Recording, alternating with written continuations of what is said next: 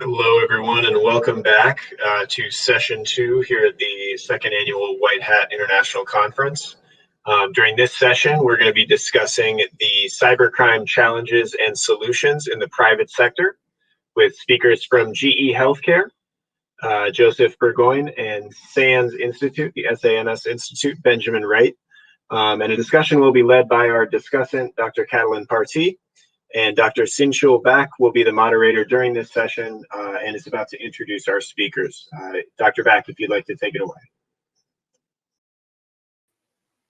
Good afternoon, everyone, and welcome to this important topic and exciting discussion about cybercrime challenges and solutions in private sectors. My name is Sinchul Bak. I'm the Assistant Professor and Director of Cybercrime and Homeland Security Programs at the University of Scranton in Pennsylvania. I'm the Vice Chair of the Cybercrime Division at the American Society of Criminology and board members for the Center for CIC as well. I'll be your moderator this session. It is my great honor and pleasure to welcome you here today. So recently, cybersecurity has evolved into a critical topic and the core business concern. So what is the role of the private sector? In response to this question, two panelists bring their expertise to address this important topic. In this regard, we are going to talk about 30 minutes, and then we will spend the last 15 minutes for the discussion session. Now I will introduce our panelists. First, we have Joseph Burgoyne, is a Senior Director of Cybersecurity at GE Healthcare, where he is responsible for the vulnerability management, policy framework, and programs for the medical devices and solutions. Joe also served as Cybersecurity Vice Chair of the Medical Imaging Technology Alliances and worked closely with several government industry organizations. With over 24 years cybersecurity experience, Joe has built a successful career by collaborating with business stakeholders, establishing security programs, and applying practical solutions to complex issues to reduce risk. He is also a lecturer at the Boston University's Metropolitan College. Next, we have Mr. Benjamin Wright. He is a practicing attorney based in Texas, focusing on technology law. He served as a senior instructor at the SANS Institution for the data security law investigation courses. Since 2003, Ben has taught thousands of the students around the world. And he advises SANS cybersecurity awareness program is a product that covers compliance issues such as GDPR, privacy, and criminal justice. He advises clients domestically and internationally on the privacy, electronic commerce, and the data security law. From now on, we will do all panelists' presentation together without break, and then we will have a discussion. Okay, so I'm going to turn it over, Mr. Joseph. Over to you, Joe.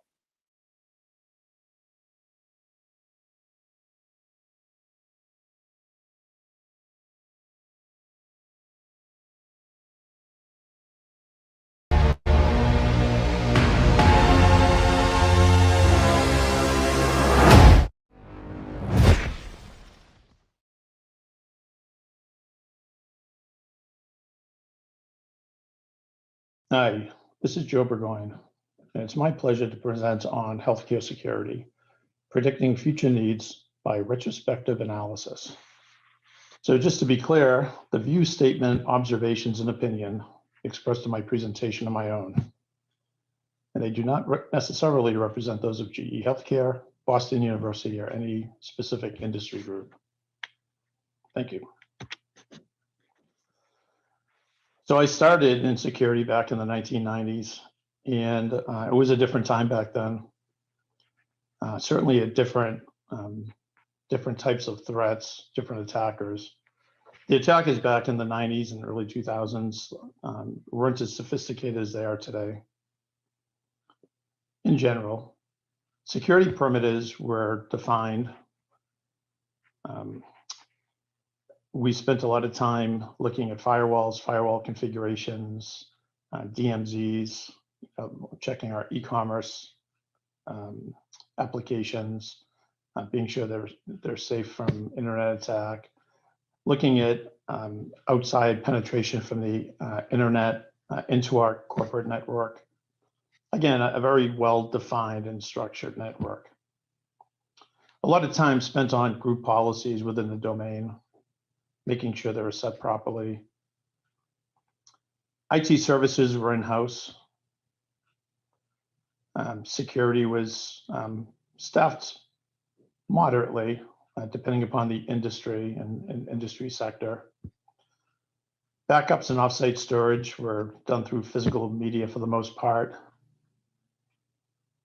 Endpoint protection wasn't very mature. It was difficult to manage back in the late 1990s, early 2000s. It was hard to manage from an enterprise standpoint, and making sure that endpoints get the required updates, being able to see what was happening and get those metrics and get that visibility back to central consoles.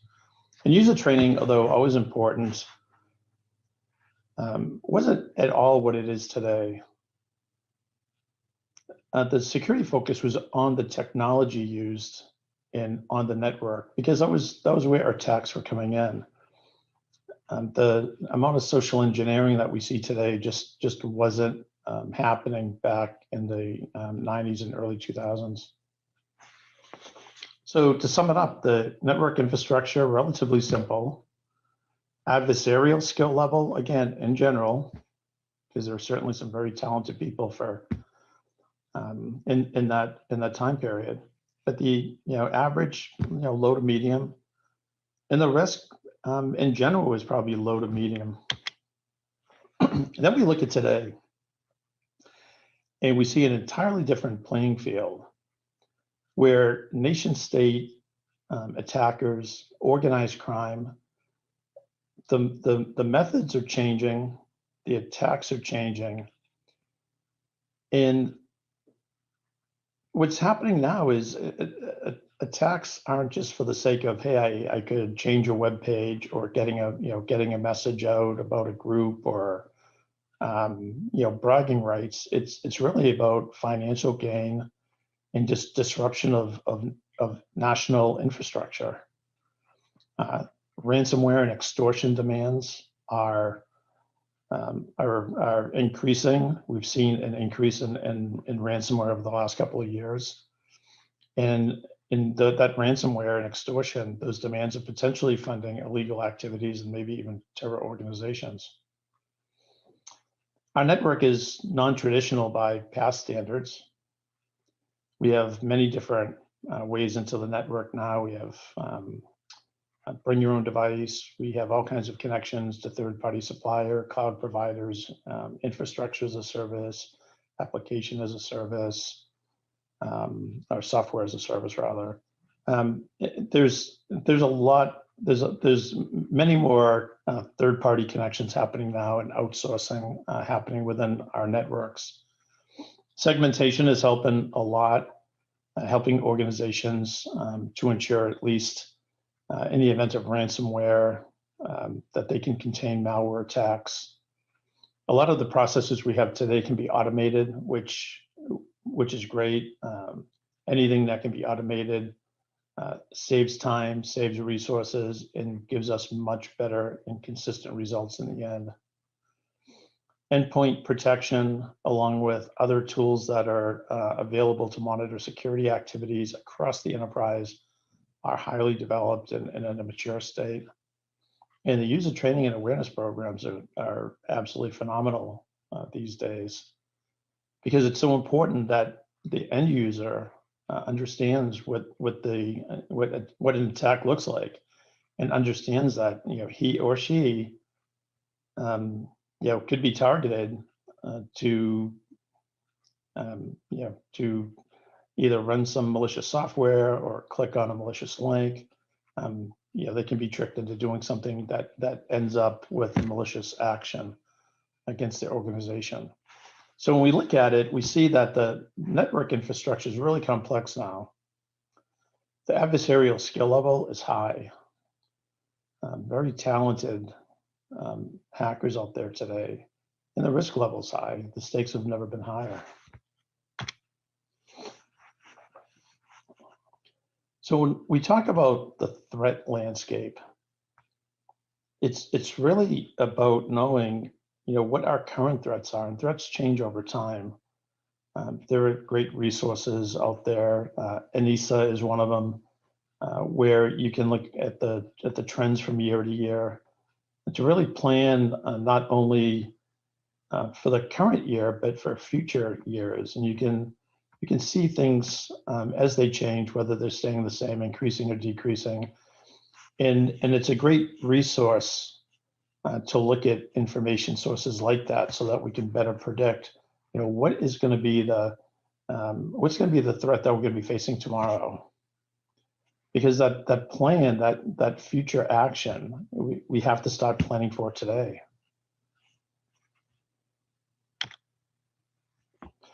So as we talk about healthcare cybersecurity, there are some common acronyms used within the industry.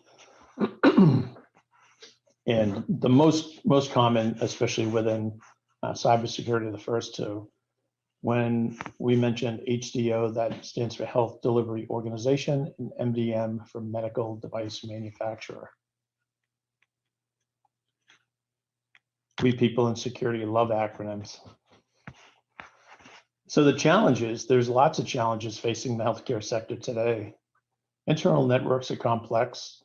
They can have thousands of devices, medical devices connected to their network from many different suppliers.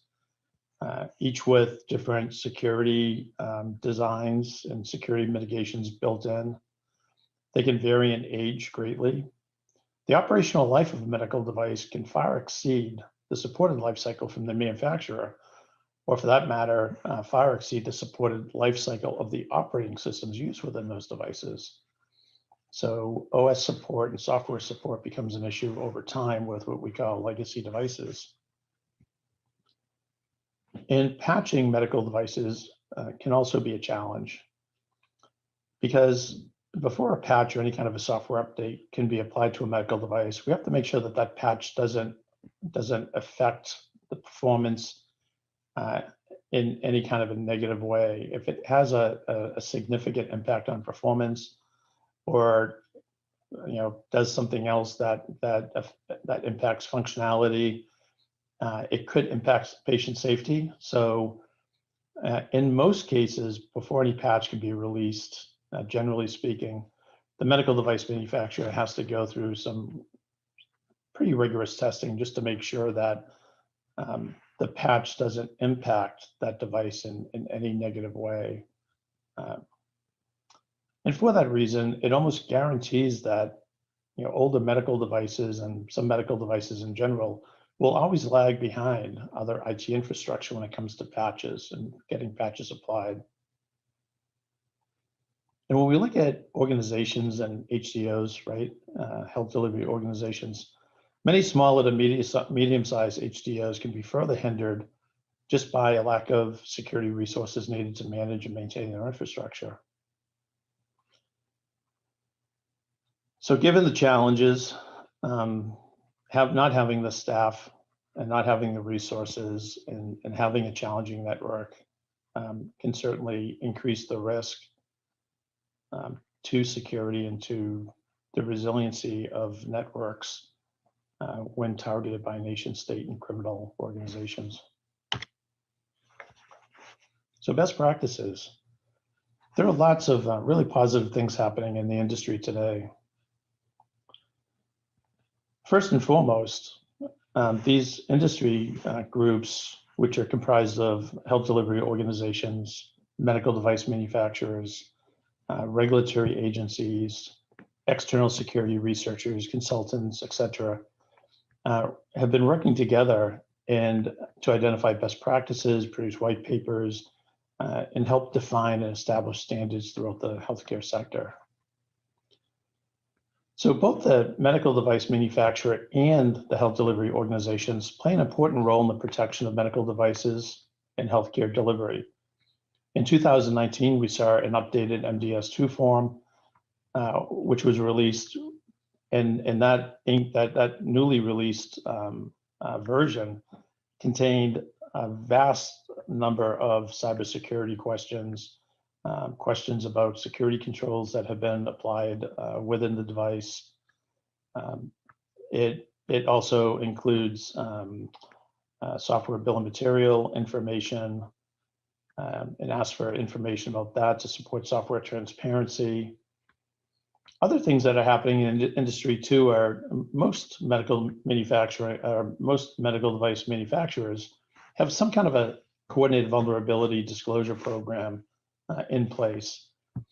So manufacturers are working with external researchers to identify vulnerabilities and disclose that information in a collaborative, responsible way, so that we can lessen the risk to health delivery organizations and their patients. So overall, as we look at the healthcare sector in general, these industry groups are really helping to communicate best practices, identifying areas that need attention for one ultimate goal.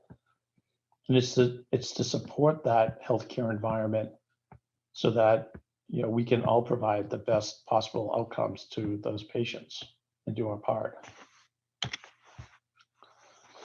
So in conclusion, there is a community out there of organizations, regulatory bodies, health delivery organizations, manufacturers, with one common goal.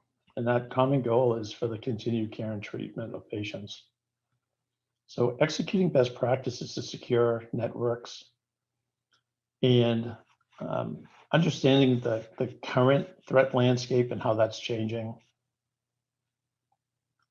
Having backup strategies for our data in the event we are hit by ransomware, employing network segmentation and other network controls over critical endpoints to protect them from random network traffic. Those are all important considerations when we move forward to think about, how can I protect my network and my information, my patients going forward. So it's important to remember also that security is not a technology, it's a process. Transparency in what we do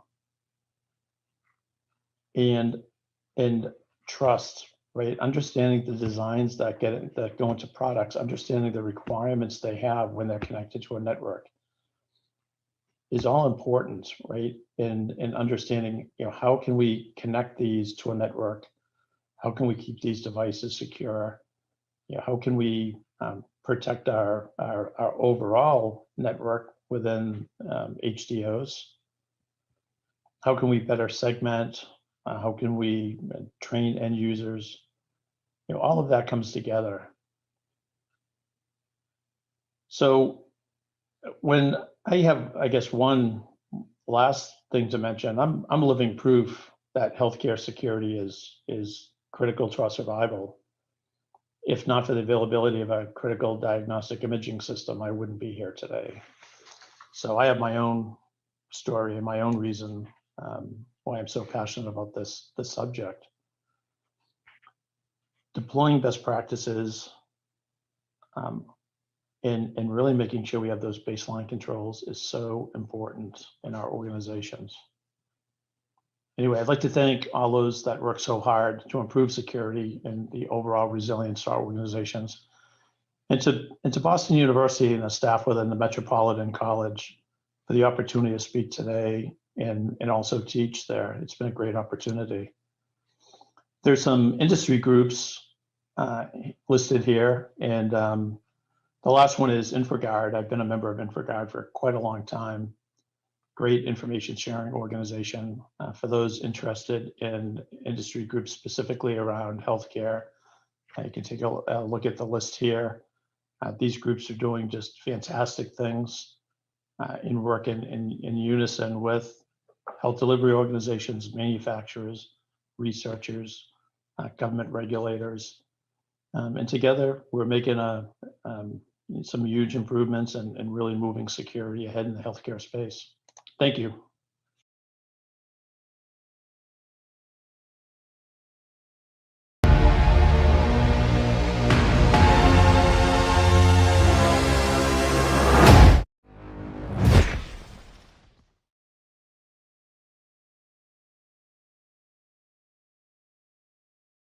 I am Ben Wright. I am a lawyer in Dallas, Texas, and I advise all kinds of organizations around the world on cyber law, which includes cybersecurity. I'm best known as an instructor at an organization called the SANS Institute. The SANS Institute trains cyber defenders on how to protect organizations from data breaches, which is a topic we will be discussing here. Most of the work at the SANS Institute is very technical cyber defense work. I teach a 5-day course called The Law of Data Security and Investigations, and therefore I help organizations and professionals understand how to comply with the law and how to get more of what you're looking for out of a legal interaction in cyberspace, whether you're interacting with someone that you're contracting with or you're interacting with someone like cyber criminals. And so the topic today is, how is it that private companies can manage or reduce the fines that are imposed on them as a result of cyber criminals hacking into these companies? And it's a challenge for organizations because breaches are very common all over the world. And there are regulations around the world that require private companies to secure data like personally identifiable information. And personally identifiable information can include patient data. It can include credit card data. Here in the United States, it can include social security numbers.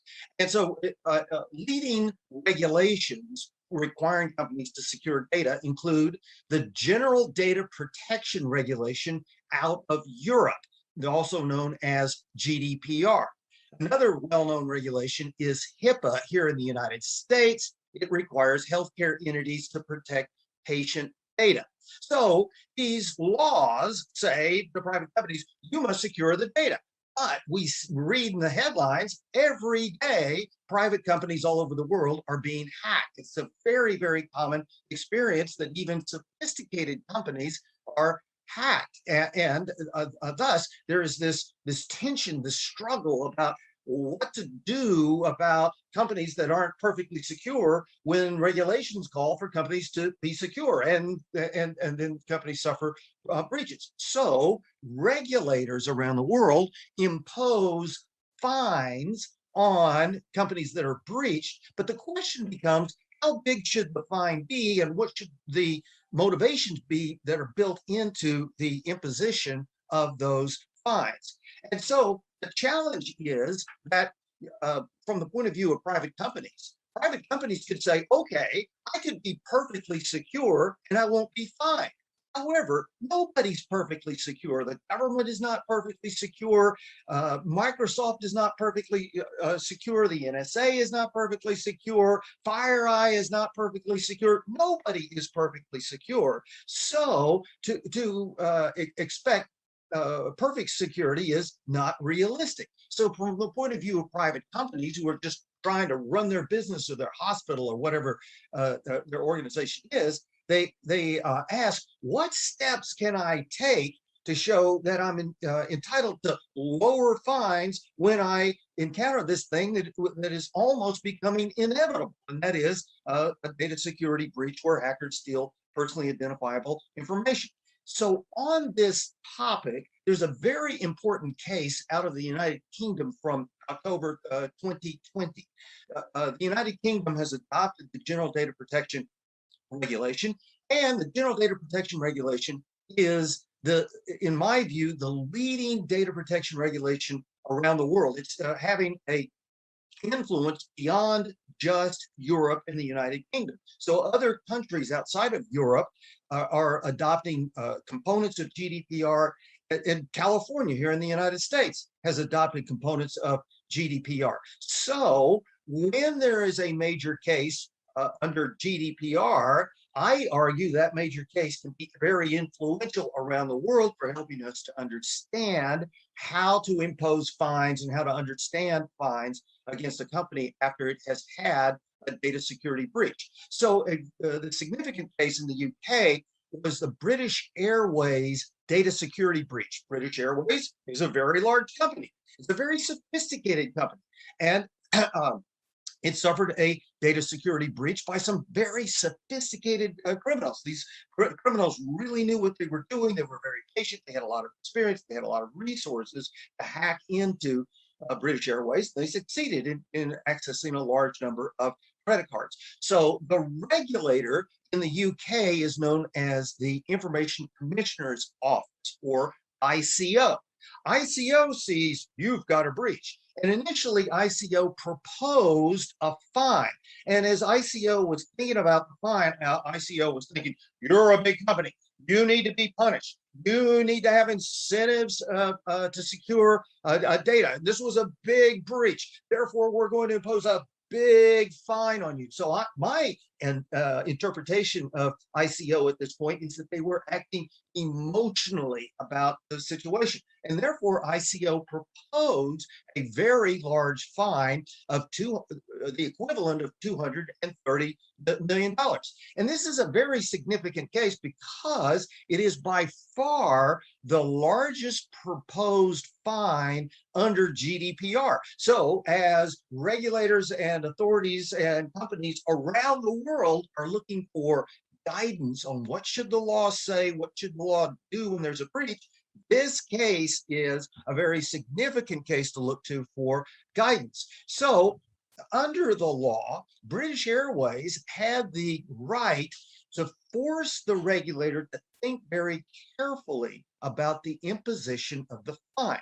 British Airways cited some guidelines that are applicable under GDPR when a regulator intends to impose a fine. The title of the guidelines are the guidelines on the application and setting of administrative fines for the purposes of regulation. And so British Airways said, hey, regulator, ICO, you're required under these guidelines to evaluate everything that happened in connection with this breach and impose fines in a logical, balanced, justified way.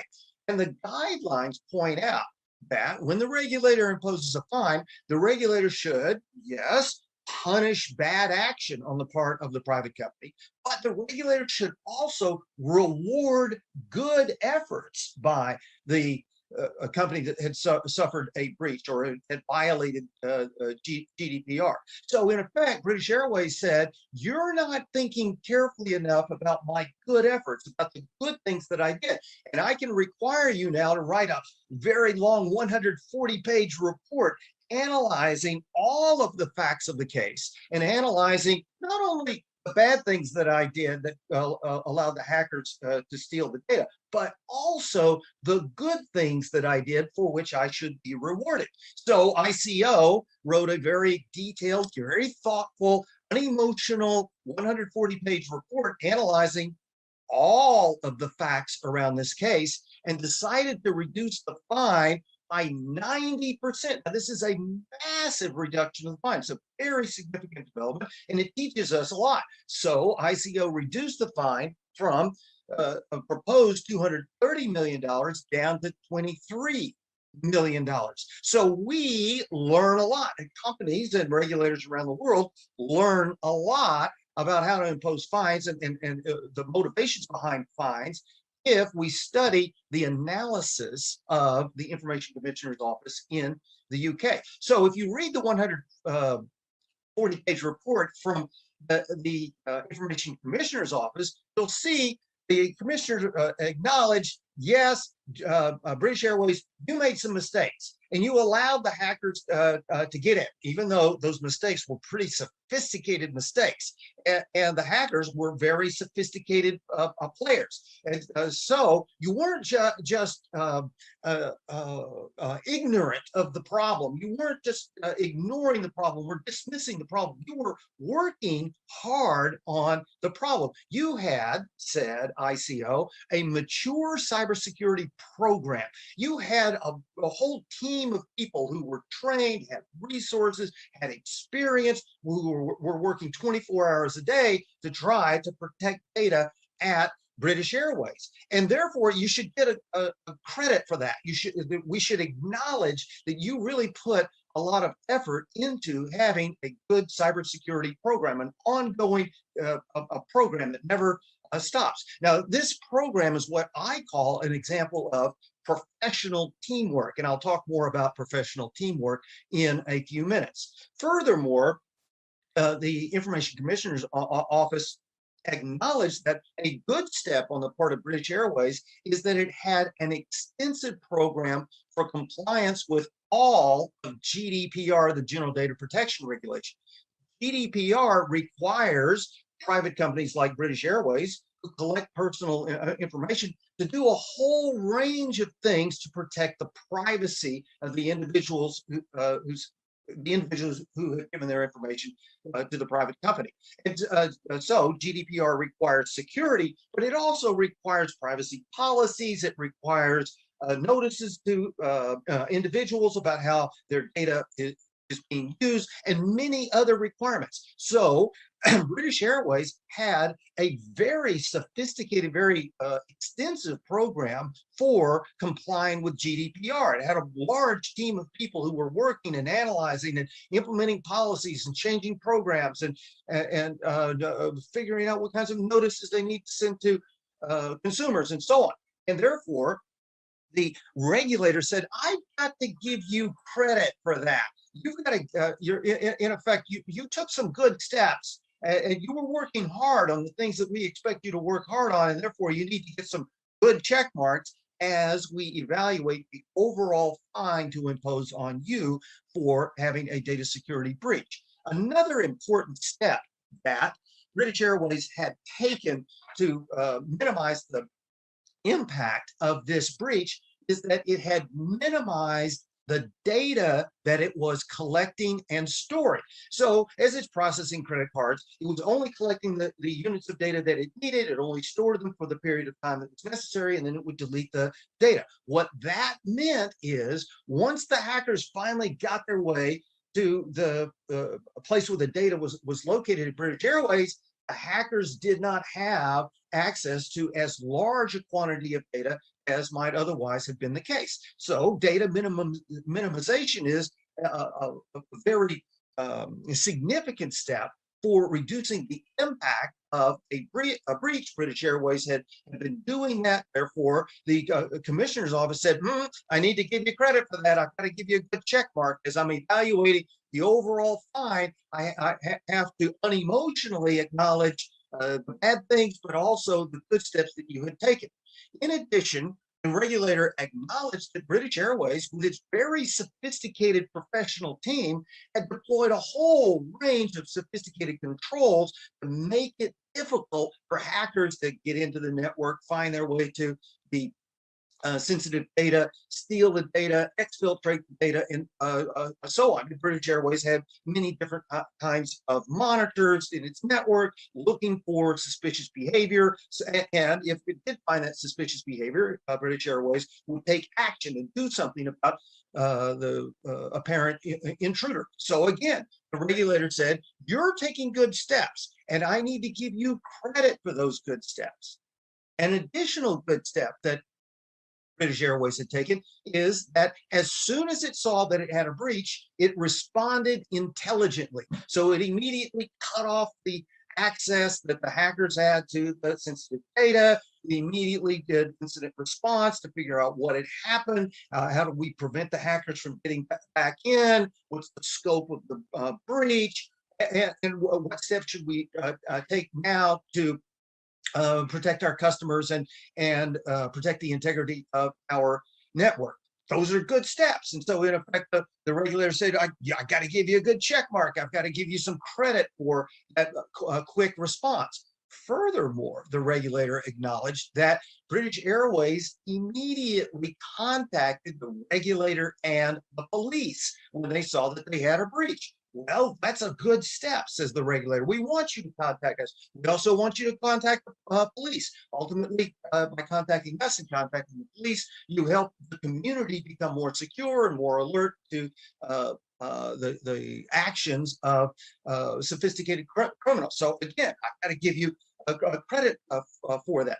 Furthermore, the regulator acknowledged that British Airways had cooperated fully with the investigation of the regulator. So if British Airways was not cooperating, wasn't sharing data and information with the regulator, that would be a bad check mark. That would be justification for more punishment of British Airways. But that was not the case. British Airways was open and transparent with the regulator, explaining this is what happened, this is the way my system worked, and the regulator therefore was able to analyze and understand the situation and better able to inform others about how these kinds of breaches happen. So again, the regulator says, I need to give you good credit for having done this good step of cooperating with me.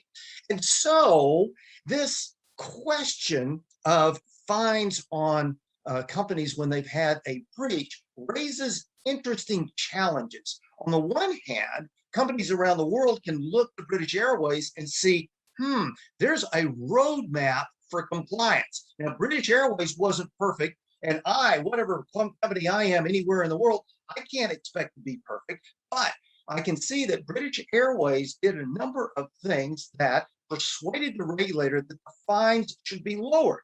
Thus, I argue that companies all over the world could look to the British Airways case and say, I need to be taking those kinds of steps so that I can make a better argument to my regulator in the United States or in Singapore or wherever that my fine should be low if I have a breach. And so each one of those good steps that British Airways took is something I recommend around the world as good steps for complying with regulations that require cybersecurity. Now, an interesting challenge around the imposition of fines is, at what point does society and the regulations say, you've achieved what we expect out of you, and therefore we're not going to fine you even though you had a breach? Now, I argue that if organizations are applying what I call professional teamwork to cybersecurity and have a breach, that they should be not fined. They should not have a fine because they put in the kinds of resources that society expects to achieve security. It is unrealistic for society and for regulations to expect perfection. And if we expect perfection, then we don't know what we're doing. We're trying to go after some kind of an outcome that is unachievable. And so I analogized my idea of professional teamwork to the way that law has looked at hospitals. So broadly speaking, law has looked at hospitals and said, I'm not going to fine you every time a patient dies, because patients go into hospitals and a lot of patients die. And if we impose a fine on the hospital every time the patient dies, then the hospitals can't function. Hospitals cannot promise perfection. They can't say, I am a hospital and I am somehow all powerful and I will cure all patients. No, that does not make sense. And therefore, I argue that the situation of hospitals is very similar to the situation of private companies today. Private companies, even very sophisticated companies, are getting hacked all the time. It's a very common experience in society that private companies get hacked. And although there is a political kind of motivation to punish the company for being hacked, I argue that that doesn't make sense. And in effect, the challenge facing private companies is very similar to the challenge facing hospitals. The private companies say, I can work really hard on the problem, but I cannot guarantee a good outcome. Hospitals can work very hard on the problem using professional teamwork, where they have trained doctors, they have trained nurses, they apply appropriate resources, they work 24 hours a day. They work hard on the problem. It does not make sense to find them and expect that somehow they're going to cure every patient who comes into the hospital. Similarly, I argue that private organizations should be rewarded for working hard, for having a big a professional trained team that is working 24 hours a day on cybersecurity and using very sophisticated methods to thwart hackers. But we have to acknowledge that hackers are very sophisticated. They have a lot of resources, and they are succeeding in breaking into even the most sophisticated kinds of organizations, like the National Security Agency here in the United States, like Microsoft, like FireEye, like the Pentagon. So if hackers can these very sophisticated companies, they can also break into mere airlines and insurance companies and hospitals. And so I argue that society is doing a better job if it acknowledged that these private companies are fighting a battle that they can't be expected to win in a perfect sense, but it should be motivated to work really hard. And I argue that if they're motivated to work really hard, then they're going to hire a professional team, and they're going to train the team and give the resources necessary to put up the good fight against the cyber criminals. Thank you.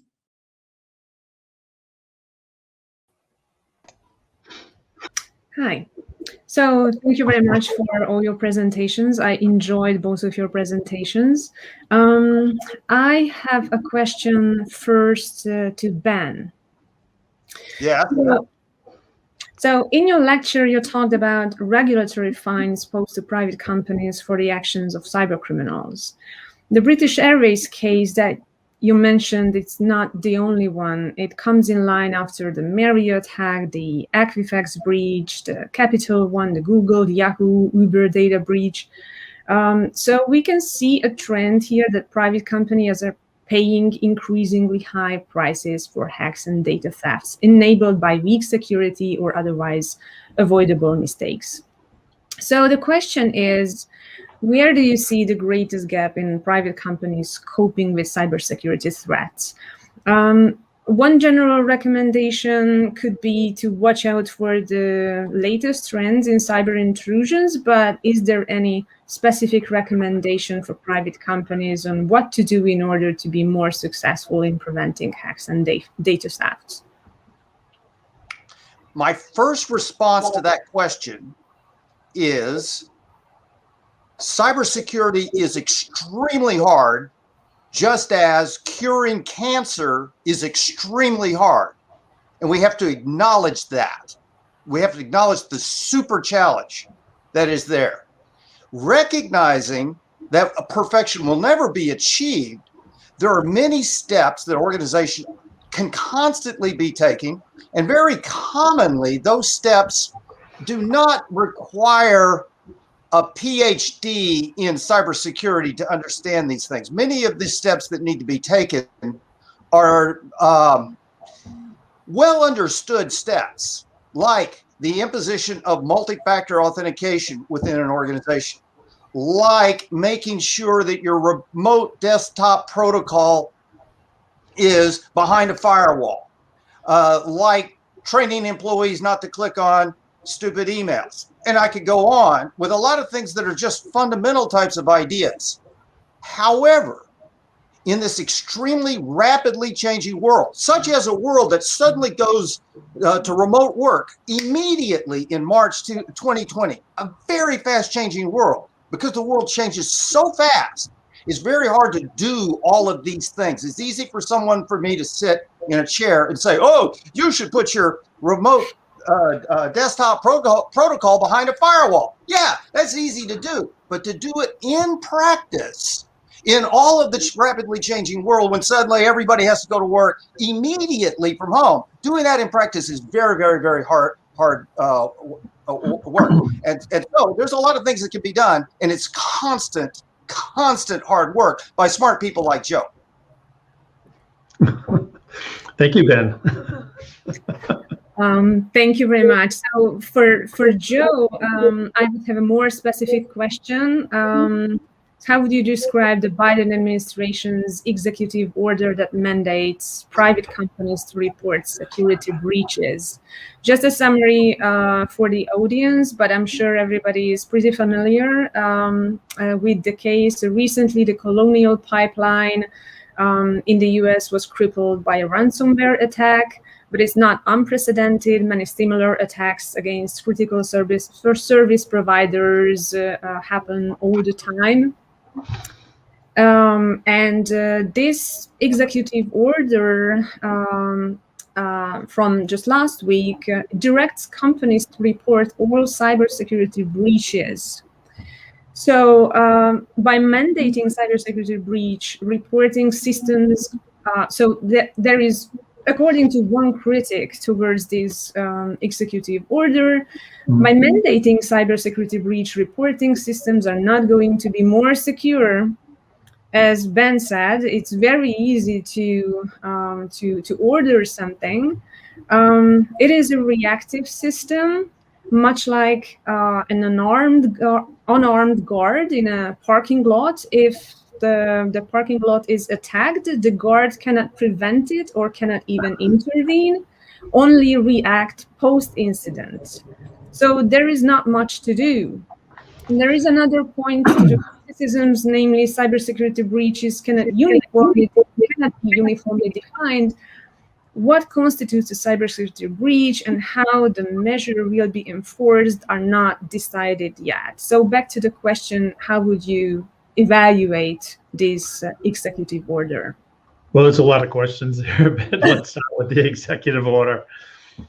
So, you know, it's interesting because when you look at the executive order, there are actually two problems that were identified that we're trying to solve, right? But the executive order focuses on the cybersecurity problem. The other problem is we have a single point of failure. I think that was evident during that breach, because when we decide on the problem we're trying to solve, we can take different routes. I think any description at this point is limited in detail with results of the executive order, because we have reporting now through the different ISACs and ISAOs. I mentioned before, you know, like information security organizations develop like InfoGuard for sharing things. We have breach notification already, again, for data breaches, as been so eloquently covered during the last presentation. I think what's really important here is really to define what a breach is, because if we look at malware, you know, a breach can be just a virus that pops up. Is a breach, you know, is that something that's reportable, or is it when a system gets disabled or otherwise defeated, or performance lacks to a certain level? You know, I think those are the things that really have to be defined here to put guardrails around what does it mean, because with anything else, breaches are very hard to define. So once it's better understood what that means, I think the reporting part will become a lot more clear. I know that wasn't the answer probably everybody's looking for, but I'm not sure what the answer is. It really does depend on the breach. And once we have that defined, you know, the rest is easy. Okay, we have 2 minutes left from this session, but I'm having a great time, so let me allow to ask another question. So we are an ethical hacking conference. What would be your best advice for ethical hackers if they wanted to contribute to strengthening the security of private companies? Continue the work through coordinated vulnerability disclosure programs, and really just support responsible disclosure.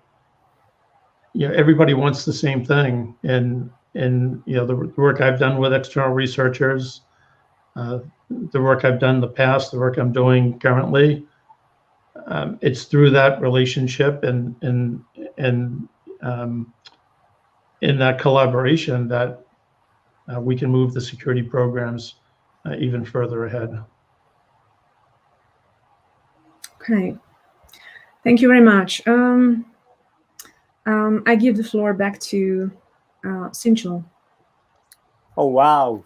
That was outstanding and very impressive discussion. I love it. I really appreciate sharing your amazing experience in the field of cybersecurity in private sector. Thank you all. From this session, we have to point out that businesses of all sizes must take on the challenges of cyber threat, such as ransomware, data breach, and identity theft, so and so forth. We must also recognize the increasing attention that regulators are placing on private sectors' cyber practices and safeguard. The panelists emphasize that a broad public and private partnership is the key to protect our cyber domain. Let's take action together. Thank you for your time, your efforts. I will see you in 10 minutes for session 3. So see you soon.